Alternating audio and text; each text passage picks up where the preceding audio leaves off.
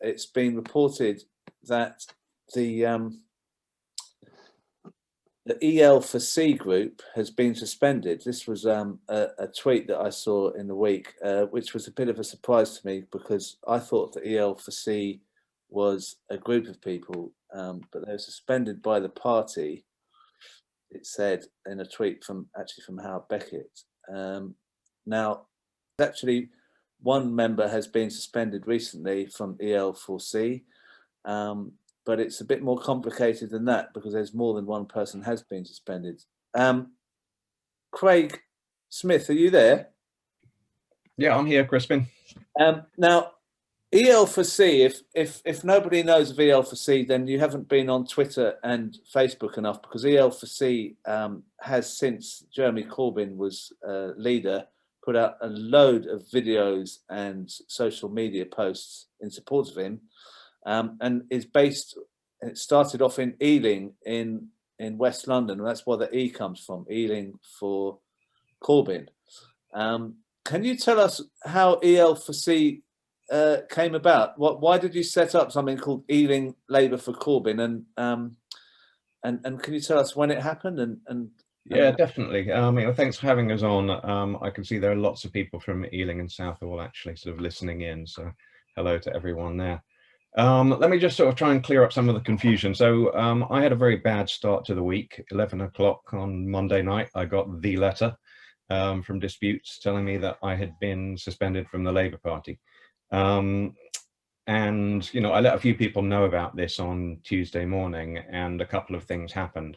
So one, people might have sort of seen a tweet going out from Howard's account. We're supporting Howard Beckett for the Unite leadership. We've been doing a little bit of sort of technical support on Twitter for Howard in the background. So he sort of sent out this sort of tweet of solidarity. There was another one from the Canary, which was sort of really very much appreciated. But then other people, yourself included, Crispin, quite rightly pointed out that you can't suspend EL4C because EL4C is a group of people. I've been sort of running the Twitter account since we lost Simon Baker nearly 2 years ago. But the reality is that Ealing Labour for Corbyn started essentially as a sort of self-defense group within Ealing back in early 2016. So, you know, we knew back then that we had a sort of fight on our hands. Things were happening. We were sort of seeing people elected as delegates to conference, seemingly without any meetings going on, no real sort of democracy to speak of. We got together and, you know, quickly grew to a group of about 100 people, more than 100 people, in fact. And it really was that. It was about all of the people who had been in the party before, but had been kind of lost in the political wilderness because they didn't really have a party that reflected their views. And you've got all of the new people joining from 2015. And we did a really good job, I think, of sort of finding each other and sort of coming together and beginning to sort of work out strategies of how we could essentially sort of push back against establishment Labour in Ealing, which was a terrible situation at the time. And we had lots of different things happen. Apart from the lack of sort of member democracy at all of the meetings, we had a very sort of right-wing leadership of Ealing Council. And they were, you know, they were sort of doing some pretty terrible stuff to the people on the left back then. And it continues to happen now. So, should I bring in some other members of who are here? We've got Jean Fitzpatrick. Are you there, Jean? Yes, I'm here, Crispin. Thanks very much. Thanks, Craig. Hi, Jean. Yes. So, are you suspended as well, or? Yeah, I am suspended since September. I joined EL4C because, you know, totally supporting Jeremy Corbyn and all he stood for, not just him, but his manifesto and stuff like that. But this is not the first time they tried to suspend me unsuccessfully back in 2016. You might have seen the Al Jazeera, the lobby. I think it might have dipped and been lost in trace. But I was featured in that because I was told I was in danger of being suspended, and I was dealt with actually quite well, I thought at the time, by the Legal and Governance Unit. And I had an interview. with a friend who could come, and they said, oh dear, it's all total misunderstanding, you're fine, and if you want any help from us ever, do get back in touch. Well, I tried to get back in touch, nothing, radio silence since then.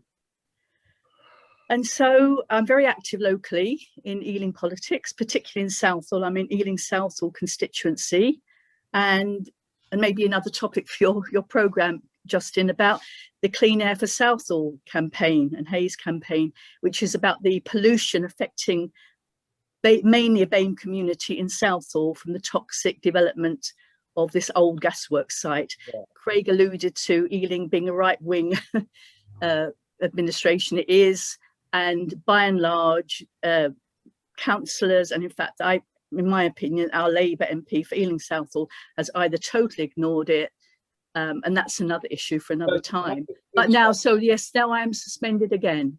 So can I just interrupt? So it's like the council and the MP have kind of restricted members' voices to the point that you set up a group that became quite prolific locally, but then also nationally, and rose to prominence on social media. Getting, I mean, Craig, what sort of hits were you getting on Twitter? What's the largest? Yeah, so Simon Baker, who was about our 100th member in Ealing, he wasn't actually sort of in at the start. He's a very I remember meeting him, and he's sort of very sort of humble guy, and he came forward and he sort of said, I think I could do a little bit of your social media for you. And what he did for us was just amazing, and what he did for the movement was amazing. So all of a sudden, Ealing Labour for Corbyn went from this really strong, important network of sort of left socialists in the area to suddenly have these huge followings on social media across Twitter and Facebook. I'll show one of his videos. This is sort of like, and this would have, can you maybe tell us afterwards what sort of hits it was getting?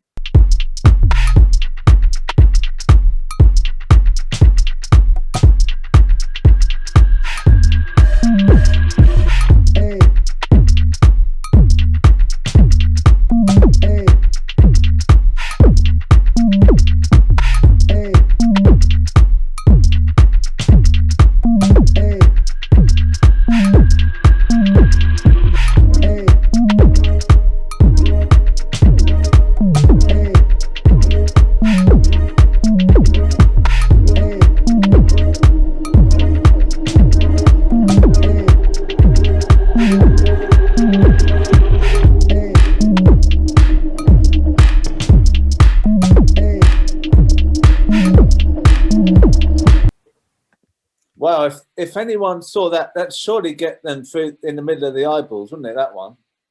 Yeah, that was a compilation of a lot of the videos that Simon did. But I mean, to answer your question, we were getting sort of millions and millions of hits. On some of the videos that he did, they were targeting the Tories, but they were also kind of bringing together the left. To this day, some of his videos, he sort of did one that's sort of featuring the Charlie Chaplin Great Dictator speech.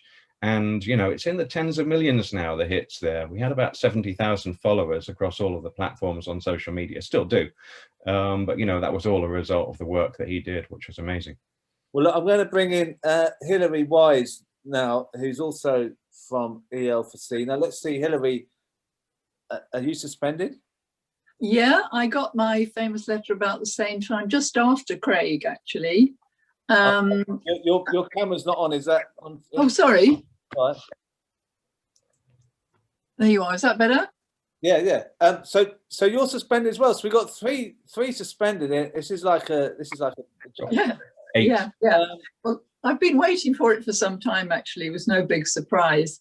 But like so many people, I joined the party when Jeremy became leader. And I'd been aware of him for a long time. I mean, I liked his domestic policies, but I've been aware of him for decades, actually. I'm a bit older than Jeremy. And he was so active when he was a backbencher on international issues. And he is a real internationalist. So, on Nicaragua, South Africa, Northern Ireland, he was going against the grain, but he was always proved right in the long run. Amazing. He's a really brave guy, and he was always very well informed on these issues. And I came across him on the Palestine Solidarity campaign, because that's my focus of activism. So I thought, how brilliant would it be if we had a Labour government headed by Jeremy, a government which would be committed to a just peace in Israel-Palestine, under the rule of international law, you know, with the implementation of international law, UN resolutions, Fourth Geneva Convention, you know, which I've always believed is the way forward. And that was a real possibility then, but of course we know what happened after that. Yeah, well, that sounds like you're getting in the same situation as Hillary is and everyone else. But just talking about Simon Baker, were you close to Simon Baker? I wasn't close to him. I was aware of his work, and it was really lovely to see that video there. I mean, I suggest people go online and look at it, because, oh gosh, he was such a loss to us locally and to the party. Yeah, amazing work he did. Because he went on to, because he did these videos that were getting millions of hits. Craig, you'd probably be best to speak on this. And then he got asked to work for the Labour Party itself, didn't he? Yeah, I mean, so that's one of the things that, you know, he showed a lot of humility at the start. He didn't really tell us that he was a sort of already an accomplished commercial director. So, you know, he started making those videos for us, and building up a big network of all of the other sort of social media influencers that were around the Corbyn movement at the time, and quickly got sort of recognized for the quality of his work, and went on to produce a whole load of other things. He did 2 of the Labour Party political broadcasts that were kind of held up to be, you know, some of the best that the party had ever made. Yeah, sort of worked closely with sort of Jeremy on those.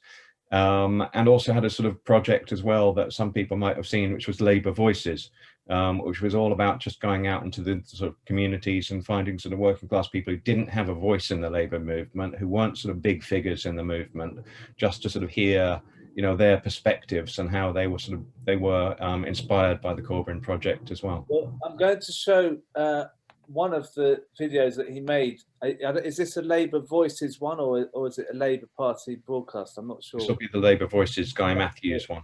Right. Okay. This one you may have seen this one, but this was directed and produced, I suppose, by Simon Baker. And I'm just going to play that now.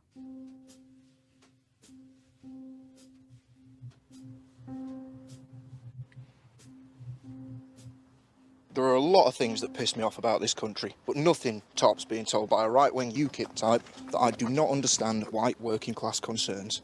My mum was a cleaner, my dad was a gardener. I live in a council house in the East Midlands, pretty quintessentially white working class. I fully understand white working class concerns, because they keep me awake until 3 AM in the morning most nights. Am I going to be paid on time? Can I pay my bills? Can I pay my rent? Can I afford the bank charges if I don't get paid? Will my parents suffer if we lose the NHS? I don't worry about whether I'll own my own home, because I won't. These are the things that keep me awake, and they are the white working class concerns. Where myself and the UKIPper differ is in who we choose to blame and how we want to fix it. The UKIPper thinks that the white working class is very important, specifically the white part. I don't. I think that the working class is the working class, regardless of skin colour. Does he really think that Nigel Farage or Jacob Rees-Mogg give a fuck about him because he's white? They don't. Nothing in their policies is going to make things any better for the working class, white or otherwise. I am closer to a Jamaican-born brickie than I am Jacob Rees-Mogg. I've got more in common with a Polish hotel maid than I do with Nigel Farage. There's a lot of money and effort that goes into obscuring that simple truth, creating that lie. It is a lie. All this anti-immigration, anti-foreigner shite is doing is dividing the working class when we should be uniting against the bastards who lord it over us time and time again like they have done for centuries, keeping us fighting amongst ourselves for crumbs whilst they stuff their faces. Maybe, just maybe, we should vote for real, genuine change. Vote for people who are going to invest in our NHS, who will invest in our communities, in police services, ambulance services, fire services, instead of cutting them, taking them all away from us. Maybe we should try that. Just a thought.